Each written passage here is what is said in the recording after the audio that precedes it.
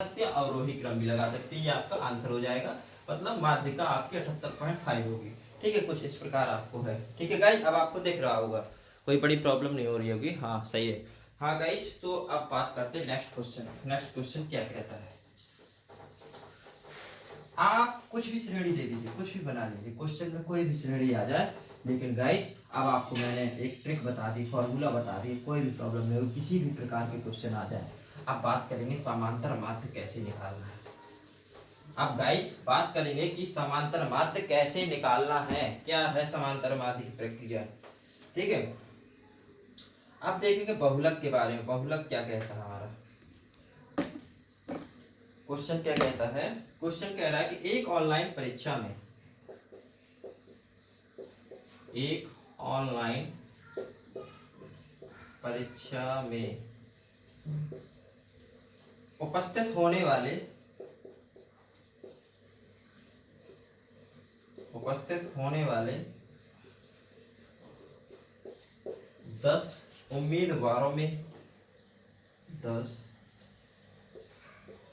उम्मीदवारों में बुद्ध लब्धि,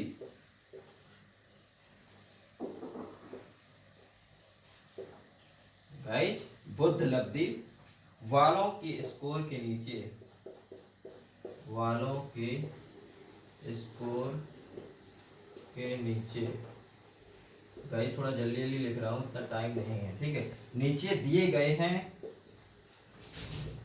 क्या दिए गए, 10 उम्मीदवारों के बुद्ध लब्धि वालों के स्कोर दिए गए नीचे। ठीक है, उस पे आपको बहुलक बताना है, उसमें बहुलक बताना है, बहुलक क्या होगी। ठीक है, क्या दिया है, नीचे क्या दिया है, 3 7 8 6 और 5 6 4 और उसके बाद 9 6 5। ठीक है, आपको ये श्रेणी दी हुई है क्वेश्चन में।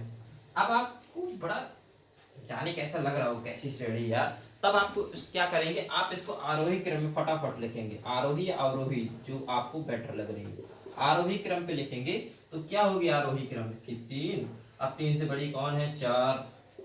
4 से बड़ी कौन है, 5। फिर 5 दो बार है ना, 5 ये भी देखना, एक बार एक बार एक। 5 के बाद 6, 6 कितनी बार है, 3 बार है। ठीक, 6 के बाद क्या आएगा, 7। 7 के बाद क्या आएगा, 8। और 8 के बाद क्या आएगा, 9। काउंट करिए, 2 2 4 2 6 2 8 2 10, 2 2 4 2 6 2 8 2 10, मतलब लिख के पूरे काउंट हो गए नंबर। अब गाइस देखेंगे कि किस शब्द की बार बार पुनरावृत्ति हो रही, कौन सा शब्द बार ज्यादा बार आया है। देखेंगे 3 तो एक ही बार है यार, ये तो हो नहीं सकता। 4 एक ही बार है, 5 यार 2 बार है, ये हो सकता है क्या। फिर आगे देखेंगे 6 यार तो 3 बार है, ये तो ज्यादा बार है। 7 एक बार, 8 एक बार, 9 एक बार, तो 5 2 बार है, ये नहीं होगा। 6 यार 3 बार है, तो इसको ज्यादा हम, ये आंसर होगा आपका। बहुलक क्या होगा, बहुलक आपका 6 होगा, क्योंकि 6 की बार बार पुनरावृत्ति ज्यादा बार हो रही है। 5 की सिर्फ 2 बार हो रही है, 6 की 3 बार, तो जिसकी ज्यादा बार हो वही आपका होगा। ठीक है गाइस, ये हो गया बहुलक, बहुलक बेस्ड क्वेश्चन। ठीक है, अब आपको मैं बताऊंगा समांतर माध्य के क्वेश्चन, तो बिल्कुल अच्छी तरीके से समझना है। और हाँ गाइस, अभी मेरा चैनल इतना ग्रोथ नहीं किया है कि मैं आपको लाइव पढ़ा सकूं। लाइव पढ़ाता तो आप अपनी बात भी रख सकते थे, ठीक है, कमेंट बॉक्स पे, कि आपको क्या प्रॉब्लम है, क्या नहीं समझ में आ रही है। लेकिन हाँ, जिस तरीके से मैं भी आपको बता रहा हूँ, बहुत स्लो लेवल से बता रहा हूँ, बहुत जीरो लेवल से बता रहा हूँ, बड़े बेसिक लेवल से बता रहा हूँ, और धीरे धीरे अगर हो जाएगा तो मैं आपको लाइव भी बहुत जल्दी पढ़ाऊंगा, और दोबारा रीजनिंग पढ़ाएंगे, दोबारा मैथमेटिक्स पढ़ाएंगे। ठीक है, अब बात करेंगे कि समांतर माध्य क्या है। पहले आपको इजी क्वेश्चन बताऊंगा, बड़ा ही इजी होगा। समांतर माध्य का क्वेश्चन दिया है कि अगर 24 46, अगर 24 46 15 35 एंड एक्स का माध्य, का माध्य 52 है, तो दी गई संख्याओं में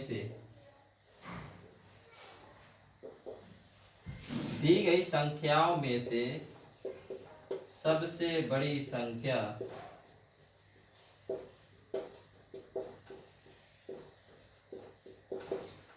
संख्या क्या है? 50, 84, 93, 113 और x के माध्य के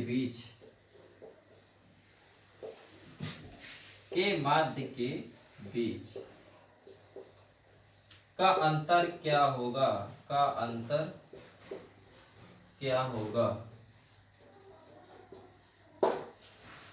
तो इस तरीके से आपको क्वेश्चन दिया होगा, उसका माध्य का पूछा होगा, माध्य का अंतर पूछा होगा। ठीक है गाइस, तब हम तुरंत इस श्रेणी को लिख लेंगे। क्या है श्रेणी हमारी? श्रेणी हमारी है 24, 46, 15, 35 और x। ठीक, ये हमारी श्रेणी है। अब इसका हम तुरंत समांतर माध्य निकालेंगे। तुरंत माध्य बराबर क्या होता है? पदों का योग बटे पदों की संख्या। पदों का योग बताया मैंने आपको, पदों का योग 24 plus 46 plus 15 plus 35 plus x by पदों की संख्या 3, 2, 5। पदों की संख्या क्या है? 3, 2, 5।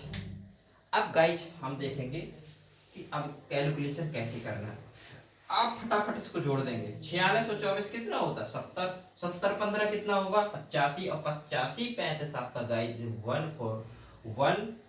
85 35 आपका होगा 120 प्लस x बाई 5। ये आपका क्या होगा? माध्य। गाइस आपने क्वेश्चन में ध्यान दिया होगा कि आपको माध्य दिया हुआ है। माध्य क्या दिया हुआ है? 52। कह रहा है कि अगर श्रेणी 24, 46, 15, 35 और x का माध्य 52 है, माध्य दिया हुआ है, तो समांतर माध्य कितना है गाइस? 52। और 52 इक्वल टू ये क्या है? 120 प्लस x बाई 5। इसका मल्टीपल कर देंगे। ठीक है, इस साइड तो 52 multiple 5 equal to 120 plus x। तो इसका मल्टीपल करेंगे कितना आएगा? 260। ठीक है, और ये 120 प्लस x हो गया। ठीक है गाइस, तो 120 घटा देंगे कितना आएगा? 140 आएगा, 140। तो x की वैल्यू क्या आ गई? x की वैल्यू हमारी 140 आ गई। x की वैल्यू 140 आ गई। अब बात करते हैं गाइस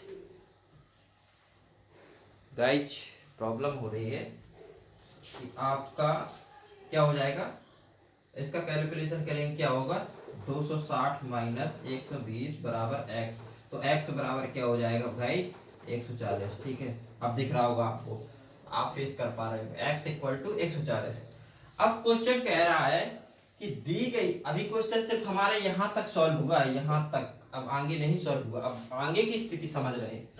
दी संख्या, जो दी गई संख्या में से सबसे बड़ी संख्या क्या है? 50, 84, 93, 113 और x का क्या था? 140। तो हम इस श्रेणी को फिर से लिखेंगे। ठीक है, इस श्रेणी को नहीं लिखना है तो नहीं लिखेंगे, लेकिन x की वैल्यू रखेंगे। ठीक है, इस श्रेणी को यहाँ लिख रहा हूँ। ठीक है, आप समझिएगा, इस श्रेणी को यहाँ लिख रहा हूँ। 50, 84, 93, 113 और x की वैल्यू क्या है? 140।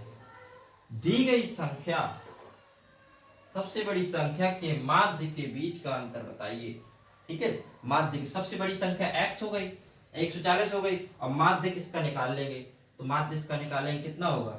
इसका माध्य होगा 50 plus 84 plus 93 plus 113 plus 140 upon 335। तो इसका माध्य क्या होगा गाइस?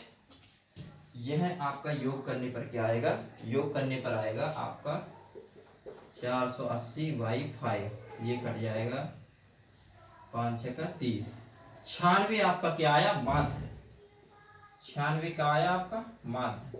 अब माध्य बराबर 96 आ गया आपका।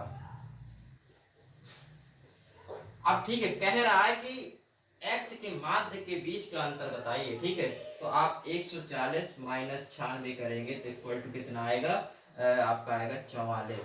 तो 44 आपका आंसर होगा। आपसे पूछा है कि सबसे बड़ी संख्या और माध्य के बीच का अंतर और सबसे बड़ी संख्या क्या है हमारी, x बराबर 140। आप देख सकते हैं श्रेणी में सबसे बड़ा क्या है 140 है, तो सबसे बड़ी संख्या में से माध्य को घटाएंगे तो 44 ही तो आएगा। माध्य हमारा 96 है, सबसे बड़ी संख्या 140 है, और 140 को 96 से घटाएंगे, 40 is correct answer. Okay sorry 44 is correct answer. ठीक है गाइस, तो इस प्रकार से आपको क्वेश्चन को सॉल्व करना है। अब बात करेंगे नेक्स्ट क्वेश्चन। नेक्स्ट क्वेश्चन क्या कहता है, देखिए कैलकुलेशन बड़ा हो गया, इसलिए आपको इसी क्वेश्चन पर ही नॉर्मलाइजेशन, आपके नॉर्मलाइजेशन पर नंबर बढ़ते हैं। ठीक है, और गलत नहीं करना है आपको, क्वेश्चन बिल्कुल सही करके आना है, गलत नहीं होना चाहिए बच्चा। ठीक है, क्योंकि गलत होगा तो यार फिर अच्छा नहीं होगा, नंबर भी चले जाएंगे, नॉर्मलाइजेशन का नंबर भी चला जाएगा। तो बच्चे गलत नहीं करना है, बिल्कुल सही से ही करना है। ठीक है, कोई बड़ी ऐसी प्रॉब्लम नहीं होनी चाहिए। ठीक है, अब बात करेंगे हम कि किस प्रकार हम और नेक्स्ट क्वेश्चन टेबल वाले क्वेश्चन को सॉल्व करते हैं। ठीक है, कि दिया है कि नीचे दिए गए सतत आवृत्ति का अध्ययन, नीचे दिए गए सतत आवृत्ति का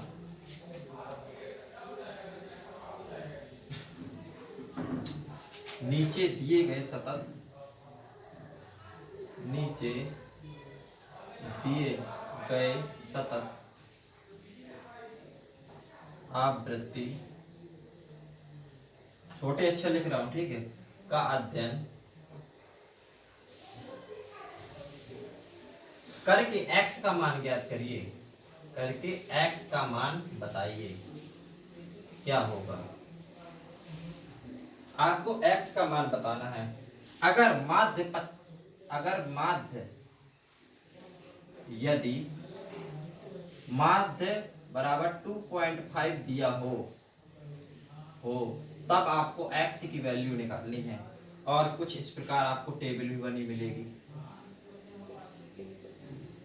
टेबल बनी मिली होगी। क्या होगा इधर 0 1 2 3 4 5 और 5 ही, ठीक है।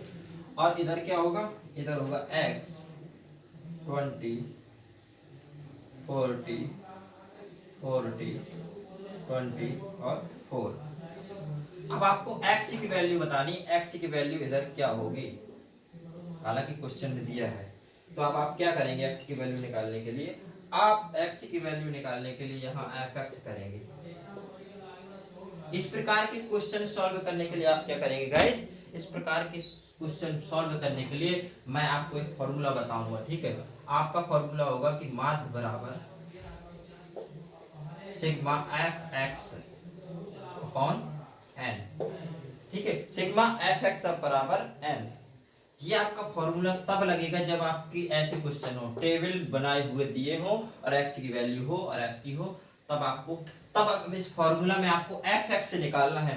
तो आप fx कैसे निकालेंगे गाइस, आपको fx निकालेंगे, fx का मतलब f इंटू x, तो x की वैल्यू क्या है 0 और x इसका f इंटू मतलब f गुणा x, f की वैल्यू गुणा और x की वैल्यू, तो f की वैल्यू क्या है x और गुणा x की, f की वैल्यू x और x की वैल्यू 0 इक्वल टू 0 होगा।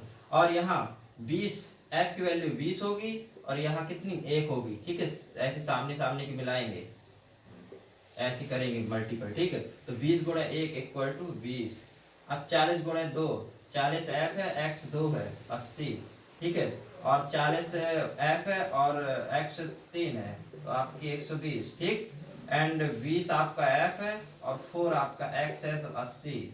एंड उसके बाद 4 आपका f है और 5 आपका क्या है गाइस, 5 आपका क्या है वो है x, तो 20 हो जाएगा।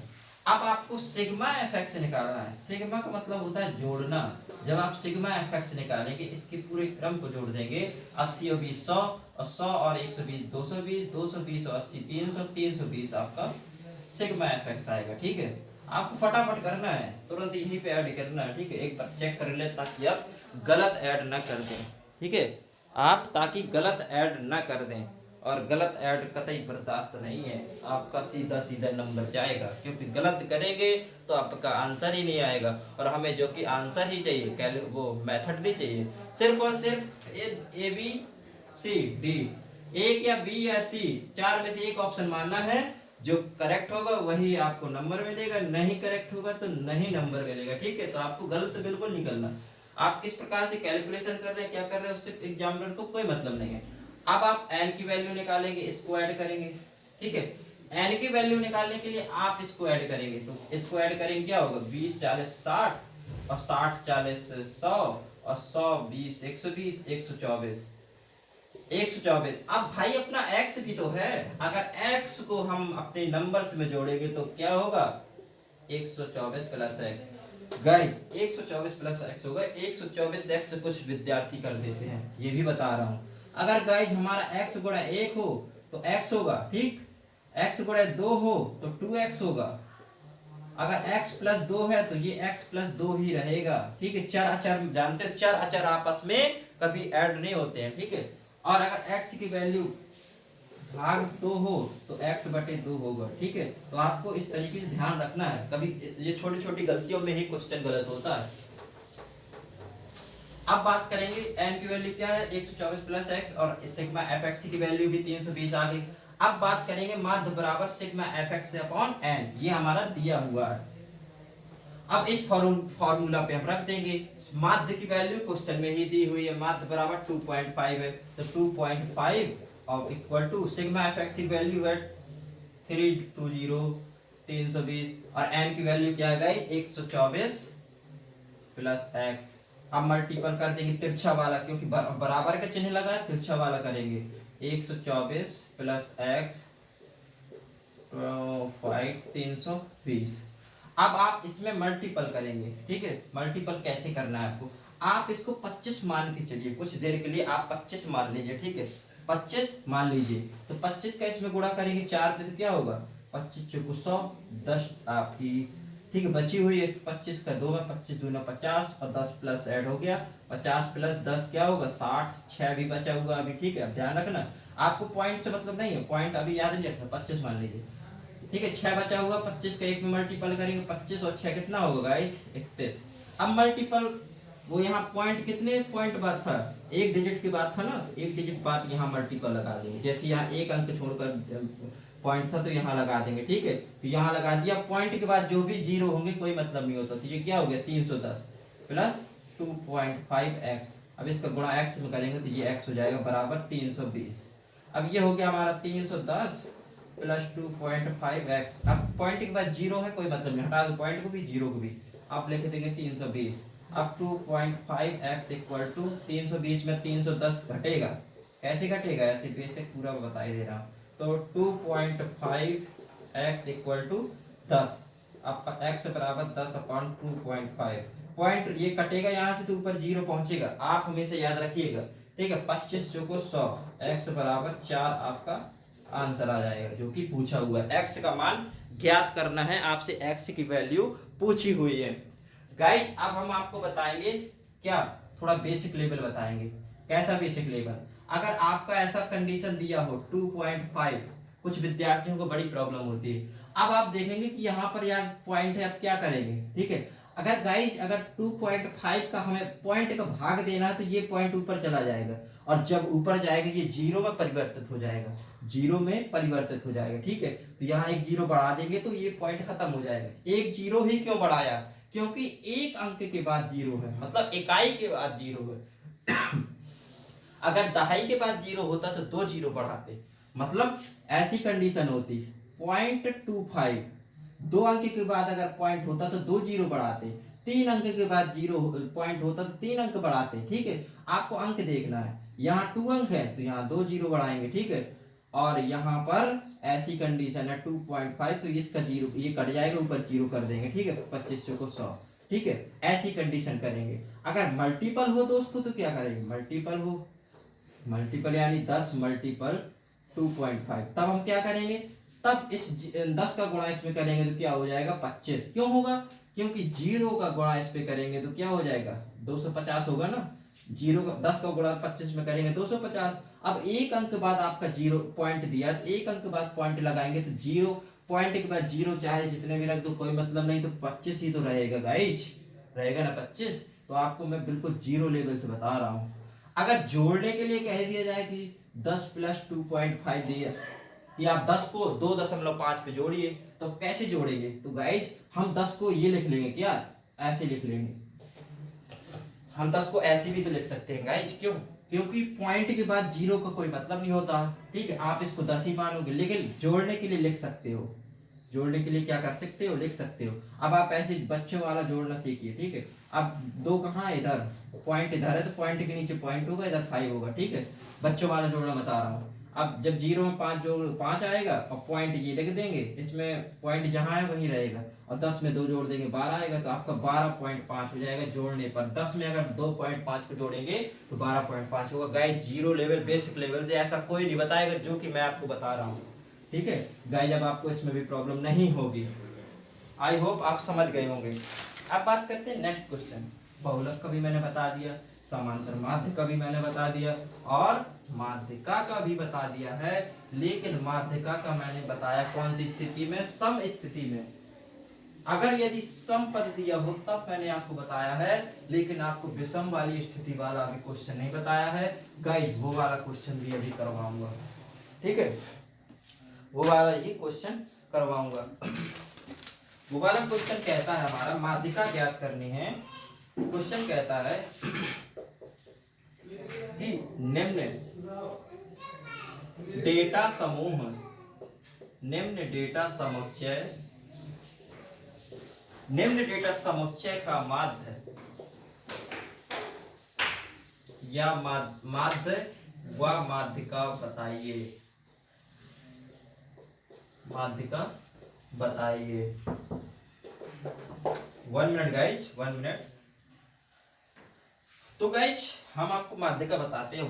5, 11, 7, 21, 25, 38 एंड 13, 20 और 40। तो गाइस हम इस श्रेणी को देखेंगे, और इस श्रेणी में हमको क्या बताना है, माध्य और माध्यिका। तो गाइस हम क्या करेंगे, इसको पहले सरलतम रूप पे लिख लेंगे, यानी आरोही क्रम पे लिख लेंगे। और मैंने आरोही और अवरोही क्रम मैंने आपको बता ही दिया है कैसे लिखा जाता है। आरोही क्रम पे लिखेंगे तो पहले सबसे छोटा डिजिट आपका 5, 7, 11, 13 एंड उसके बाद 20 एंड उसके बाद 21, 25 एंड 38 और गाइज 40। अब काउंट करेंगे, 2 2 4 2 6 2 1 8 और 1 9 9। गाइज क्या है डिजिट, 9, 3 3 6 3 9। मतलब हमने सब लिख लिए हैं, कोई डिजिट नहीं छूटा है। अब बात